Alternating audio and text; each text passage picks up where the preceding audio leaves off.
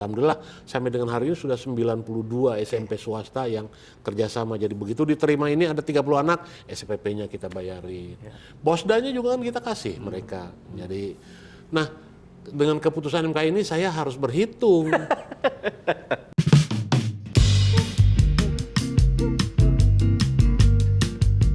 Assalamualaikum warahmatullahi wabarakatuh. Halo Sobat WK dan Sobat Tribun Tangerang dimanapun berada.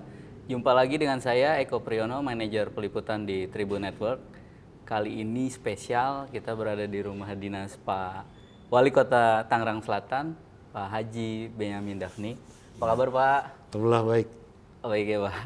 Ini kedua kalinya saya ketemu beliau setelah tahun 2021 kita wawancara di mobil Pak. Iya. Kalau masih ingat ya Pak. Iya. Kita ngobrolin mobil antik, Iya.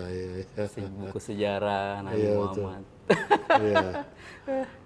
Ini Pak, ini periode kedua Bapak kepemimpinan sebagai sebagai wali wali kota kota ya. ya. Iya, betul. Nah, setelah dilantik kemarin ada retreat. Nah, sepulang dari retreat itu menurut Bapak apa sih persoalan mendesak yang perlu diselesaikan di Kota Tangerang Selatan ini, Pak? Wah seru tuh. Habis retreat itu kan kita salah satu materi pembekalan retreat soal efisiensi kan Perpres 1 2025 kan. Jadi pulang retreat itu yang digarap pertama kali. Apa yang dilakukan oleh Pemkot Tangerang untuk melakukan efisiensi. Pos mana saja, bagaimana caranya supaya enggak mandek, misalnya kegiatan terkurangi anggarannya dan sebagainya.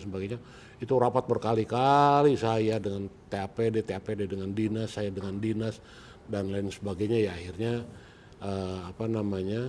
setelah sekian lama, hampir 1 bulan lah kita melakukan pertemuan-pertemuan untuk lakukan penyesuaian. Ya, akhirnya itu yang pertama kali dilakukan. Yang kedua tentunya yang saya lakukan adalah memeriksa sejauh mana APBD 2025 ini kan saya dilantik 20 Februari kan sama Presiden pada waktu itu. Jadi sejauh mana APBD 2025 ini siap untuk pelaksanaan, karena seperti biasa setelah APBD disahkan pada bulan Desember. Kemudian persiapan untuk DPA, kemudian pengajuan untuk pengguna anggarannya, pengelola anggaran di setiap OPD ya. Itu saya kejar supaya kita bisa mulai kegiatan itu di triwulan pertama tahun 2025 pada waktu itu. Saya kejar teman-teman, kita adakan pertemuan dengan arahan-arahan tertentu, tapi terlebih dahulu kan kita bahas dulu surat edaran wali kotanya tentang penyusunan DPA. Jadi itu yang dilakukan. Sambil saya melanjutkan persiapan pengelolaan sampah berbasiskan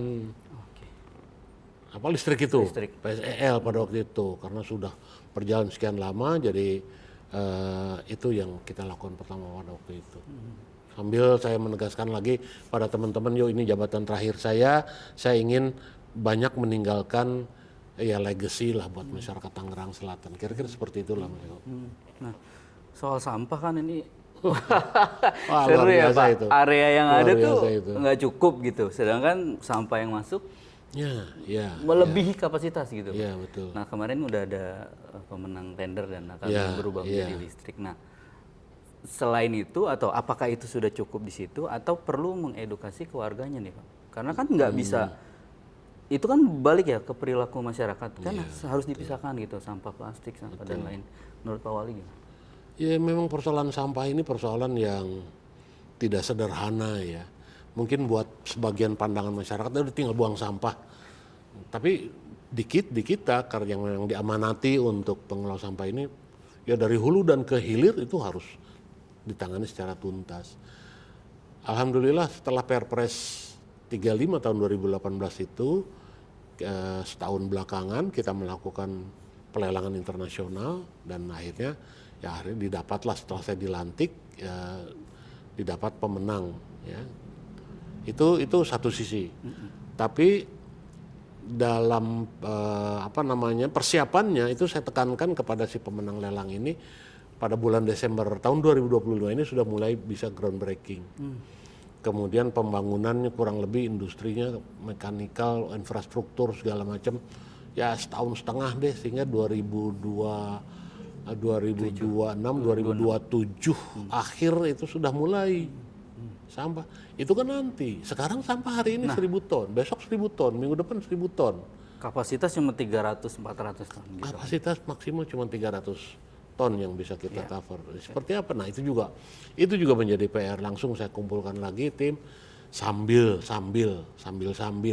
DLH-nya waktu itu bermasalah lagi kan, bikin PR aja.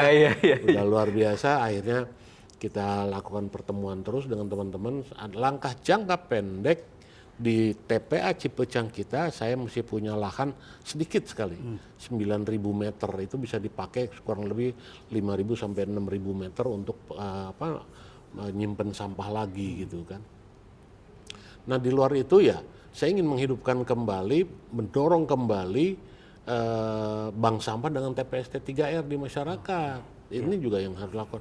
Saya dorong pihak swasta juga untuk melakukan penanganan sampah secara mandiri. Ya alhamdulillah ada beberapa developer yang sudah melakukan hal tersebut. Kemudian saya mengutus teman-teman saya untuk silakan lihat alat-alat yang sudah, alhamdulillah ada di Bali sama di Sleman. Itu ada warga sana menemukan alat pencacah sampah, alat yang mengolah sampah plastik menjadi bahan bakar solar pada waktu itu. Nah, sekarang akan kita follow up. Kemudian saya juga mendapat tawaran dari Persatuan Insinyur Indonesia untuk sebuah insenerator kapasitas 5 ton sampai 10 ton yang sampai hari ini saya tunggu ininya gitu kan, realnya seperti apa. Dan termasuk juga saya kerjasama dengan daerah yang lain untuk pengelolaan sampah di daerah. Alhamdulillah kita mendapat respon yang sangat positif dengan Kabupaten Pandeglang. Saya juga menjajaki dengan Kabupaten Lebak juga, karena dengan Kabupaten Tangerang nggak bisa, dengan Provinsi Jawa Barat di Nambo, di Cibinong itu nggak bisa. Itu tuh sama hari ini 1.000 ton mau diapain? Saya hanya bisa buang segitu. Yang di Kabupaten Tangerang apa? Ditutup sama KLHK. Itu kemarin Jatiwaringinnya adalah yang bakar-bakar juga. Iya, jadi susah mau gimana lagi. Ya udah akhirnya yang paling mungkin dengan Pandeglang dan nanti di sana dengan sanitary landfill di sana. Oke. Nah, ke warganya Bapak ya selain ya pasti harus disampaikan gitu apa yang pengen disampaikan nih Pak. Jadi saya berharap, saya sudah mencoba mengintrodusir warga tuh, coba deh bikin kolam ikan kecil aja seluas meja ini, lele. Itu saya lihat di Sleman. Iya Pak. Jadi sisa nasi, sisa sayuran, ikan rumah tangga itu ikan lele buang ke situ. Iya. Itu saya sudah coba introdusir itu, saya coba bangun. 3 bulan lelenya bisa dikonsumsi gitu. Iya. Ya belum maksimal. Kemudian saya juga akhirnya saya dorong bank sampah dengan TPST 3R untuk melakukan inovasi-inovasi, banyak hal yang mereka lakukan. Alhamdulillah ini cukup menolong, tapi secara total dari 1.000 ton itu yang ditangani oleh 300 bank sampah dan TPST 3R ini mungkin sekitar 20-30 ton aja yang mampu direduksi. Itu juga tidak seluruh jenis sampah kan, sampah-sampah tertentu aja yang bisa di recycle kembali. Jadi ya memang satu-satunya cara memang penggunaan teknologi memang maksimal, baru bisa tuntas penanganan sampah di Tangsel. Mudah-mudahan dengan PSL ini, dengan pemenang tendernya ini bisa dilakukan. Syaratnya ada 2 yang 1.000 ton bisa ditangani, 100 ton yang sampah lama juga tiap hari harus bisa ditangani dengan cara dibakar dengan suhu yang sangat tinggi. Nah, saya berharap masyarakat juga bisa bantu kita lah, gitu ya. Tidak semua sampah harus dibuang, tidak semua. Jangan salah, 1.000 ton itu hari ini penduduknya 1,4 juta. Jumlah kepala keluarganya 540.000. Lah 2 tahun, 3 tahun, 5 tahun, 10 tahun lah. Karena kan nambah terus. Produksi tambah, produksi sampah terus akan naik lagi. Jadi kalau di masyarakat tidak ditangani, ya ini juga punya kapasitas yang terbatas nanti. Jadi memang ini persoalan yang harus selesai di hulu dan hilir seperti itu. Mungkin tadi selain di lele, di Swedia itu pakai ayam tuh Pak. Oh. Jadi satu rumah tuh dikasih ayam, ya tadi sama mengurangi sampah makanan. Betul, sampah makanan, karena ini yang paling paling banyak menghasilkan lindinya, alicitnya, airnya. dan ya paling banyak menimbulkan bau seperti itu. Saya sudah dibantu juga oleh BRIN untuk disemprot supaya nggak bau. Ya memang udah numpuk gitu kan, tetap aja bau. Apalagi kalau hujan. Saya sudah dibantu oleh Maggot juga. Saya sudah kita usahakan dengan Maggot. Nggak tuntas juga. Dibantu juga oleh masyarakat, ada kelompok-kelompok kreatif masyarakat yang mencoba mengolah sampah. Saya pernah kasih bantuan mesin, itu plastiknya dibakar jadi papan, jadi bata di komplek Batan Indah kalau nggak salah, di komplek Batan di belakang di RW berapa itu saya lupa, dan banyak lagi gitu. Tapi nggak masif ya, maksudnya mengurangi. Tidak masif mengurangi. Sekian ratus bank sampah dan TWS3R itu tadi hanya bisa mereduksi kecil sekali. Kecil sekali. Dan sementara TPA kita ya udah lahannya terbatas, sekarang itu kan sudah hadir sejak sebelum Tangerang Selatan itu ada gitu kan. Jadi satu-satu jalan teknologi, teknologi canggih. Nah, alhamdulillah nih, Tangsel dari 12 kota yang masuk di dalam Perpres 35 tadi, kita sudah bisa insenerator. Bukan RDF ya, saya tidak RDF karena RDF banyak menimbulkan ekses katanya dan kapasitasnya hanya kecil saja. Tapi ini saya ingin 1000 ton tiap hari bisa dibakar seperti itu. Mudah-mudahan ini bisa. Berarti sembari menunggu, masyarakat diharapkan kesadarannya gitu. Kesadarannya meningkat untuk ya sampah jangan semuanya dibuang lah. Bisa dikasih ayam kasih apa di rumah kayak gitu ya. Seperti begitu. Bikin banyak yang sudah kita lakukan di ember, bukan hidroponik ya, jadi ember lele, terus di atasnya tanaman cabai, tanaman pokcai dan sebagainya, itu juga sudah dilakukan oleh kita. Tapi memang lagi-lagi ini persoalan bersama. Saya nambahin pusingnya Bapak nih, selain sampah, banjir Pak. Oh ya, wah itu gimana? Banjir kan kemarin di Serpong itu Pak Wakil sempat di demo juga gitu. Ya artinya kan warga ngerasa, aduh ini gimana sih Pemkot Tangsel. Nah, rencana jangka panjang, jangka pendek, jangka menengahnya Pemkot Tangsel untuk mengurangi banjir ya. Banjir itu sudah terjadi sejak lama lah. Sejak Bu Airin awal saya menjadi wakil bersama dengan itu 113 titik banjir loh.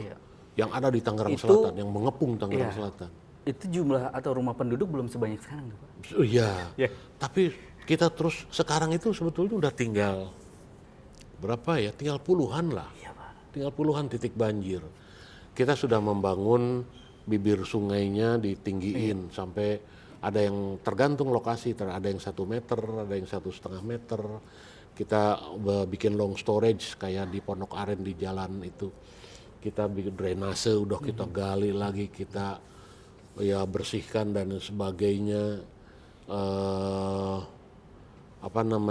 Polder kita bangun, bukan danau ya, pon atau situ lah. Udah berapa yang kita bangun. Jadi sekarang ini sifat banjir Tangerang Selatan ini, yang pertama curah hujannya memang sudah di atas 100 milimeter, tinggi sekali. Normalnya itu di bawah 50 sebetulnya, ini sudah di atas 50. Yang kedua, kendati demikian, pada banyak lokasi itu sudah hitungan jam surut. Hitungan jam sudah surut. Pada beberapa sifat banjir yang lain di kita di Tangerang Selatan meluap dari kali, meluap ke jalan. Karena daya tampung airnya memang sudah, kita akhirnya bikin pompa seperti di Maharta. Kita masukkan kembali ke aliran kali itu dan kita buang dan sebagainya. Kalau dari sisi anggaran, saya mungkin sudah 100 miliar kali ya dalam kurun waktu sejak periode pertama itu kita bangun khusus untuk penanganan banjir di Tangerang Selatan. Ya masih akan terjadi lagi. Cuma genangan air juga dibilang banjir gitu loh. Banjir ya memang banjir ya gitu. Ya kita akan terus, ini nggak akan berhenti. Saya akan terus menangani banjir. Saya sudah minta ke Dinas PU untuk bikin di tengah jalan itu tempat tampungan air gitu loh. Kalau dulu kan Jak, yang ininya kecil, dulu kan diameternya kecil, saya minta itu diperbesar. Diperbesar ya, kalau semeja ini berapa ya? Tutup pakai besi, kemudian nanti airnya menyerap ke dalam tanah. Ke dalam gitu ya. Ke dalam tanah, saya juga harus menyeimbangkan air bawah tanah kita gitu kan, seperti demikian. Makanya kita ketat dalam memberikan perizinan bangunan, building coverage rasionya itu kan di setiap daerah beda-beda nih, yang tinggi intensitasnya tinggi lagi building coverage rasionya, makanya itu juga kita lakukan. Jadi insya Allah nih masih terus, sambil saya melengkapi lagi alat-alat di BPBD, di dinas teknis yang lain gitu kan. Saya juga ingin, tapi bukan banjir aja di Tangerang Selatan ini. Misalnya di daerah Setu itu ada longsor juga. Iya betul Pak. Itu Sifat paling tanahnya rawan, Pak, yang labil, sifat tanahnya labil. Kita sudah undang BRIN untuk meneliti, ya memang sifat tanahnya labil. Jangka pendek saya pasang bronjong tuh, yang perbatasan Lagun sama kampung sebelah sini tuh, kita pasang bronjong. Kemudian jangka panjangnya saya ingin menanam pohonan-pohonan yang punya akar kuat ke bawah. Ini juga PR saya. Saya akan terus meluncurkan program dan anggaran untuk sambil standby setiap saat teman-teman penanggulangan banjir kita. Saya sudah punya relawan penanganan banjir itu lebih dari 500 orang di seluruh kecamatan. Banyak deh yang kita lakukan, tapi memang ya udah begitu deh. Meskipun kadang warga nyinyir juga Pak ya? Ya udah saya terima aja udah. Dan tapi harus dicatat juga, kalau di Bogor, kalau pintu air Batu Belah, kalau pintu air Katulampa dibuka, PR buat Jakarta sudah dan sekitar. PR buat kita. Ini saya diwanti-wanti sama kavaleri, Pak, banjir jangan sampai masuk ke batalion kami, Rahanut, karena ada gudang peluru dan sebagainya. Ya saya terima aja masyarakat nyinyir, mengkritik saya habis-habisan, tapi terus saya lakukan penanganan di lapangan seperti itu sih Mas Eko. Transportasi Pak. Iya. Karena itu yang tadi kan banjir berhubungan dengan ini publik ya. Nah sekarang transportasi ya. Harapannya mungkin akan ada terintegrasi susah ya di Alam Sutera itu kan Pak? Iya. Nah akan seperti apa Pak pengembangan transportasi? Ya sebetulnya nggak bisa ini ya Pak, agak kompleks ya. Iya, memang betul. Kompleks, tapi di perencanaan Ya, Tangsel ada dua hal besar. Yang pertama, pada waktu kampanye saya mempunyai konsep melanjutkan transportasi berbasiskan rel. Kemudian yang kedua, di RT RW kita juga memang sudah ada sistem transportasi terintegrasi. Bukan saja dengan DKI Jakarta, tapi juga dengan daerah-daerah yang lainnya sekitar Tangerang Selatan. Saya sudah melakukan pembicaraan dengan Pak Gubernur DKI Jakarta, yang hasilnya antara lain, selain Trans Jabodetabek ke arah Ciputat, dari Pasar Jumat ke Ciputat, sekarang ditambah lagi dengan Jakarta ke Alam Sutera, Blok M. Jumlah bisnya disesuaikan dengan kebutuhan. Kalau perlu ditambah akan ditambah oleh Pak Gubernur DKI Jakarta. Nah, yang paling menggembirakan adalah MRT. MRT kita ini sekarang ini mendapatkan peluang untuk dibangun. Jadi dari Pasar Jumat itu yang tiangnya sudah hadir.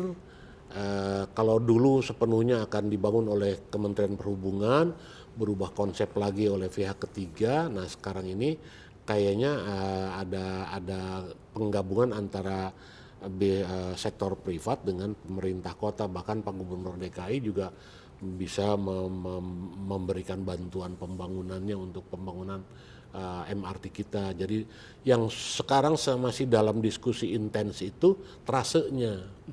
Trasenya dari Pasar Jumat, dulu usulan kita dulu itu dari Pasar Jumat terus menyusuri Jalan Raya Ciputat Raya itu, belok di Gaplek, Pamulang, kemudian ke Universitas Pamulang, belok kiri, langsung ke Puspitek, Puspitek belok kanan, Makam Pahlawan, Taman Kota 1, Rawabuntu, langsung ke bandara. Itu kurang lebih 30 lebih lah kilometer ya. Nah sekarang ada alternatif baru yang sedang dalam kajian itu.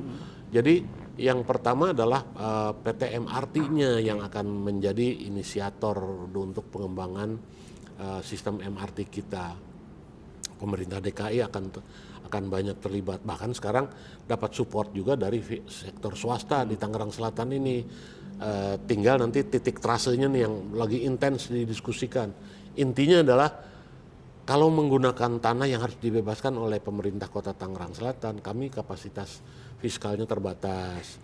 Makanya mudah-mudahan bagian terbesar dari lahan yang digunakan untuk tiang-tiang MRT tadi itu dia punyanya pihak pengembang yang merupakan jadi konsesi mereka dan seterusnya, dan itu bisnisnya deh dengan PT MRT yang akan mendevelop itu.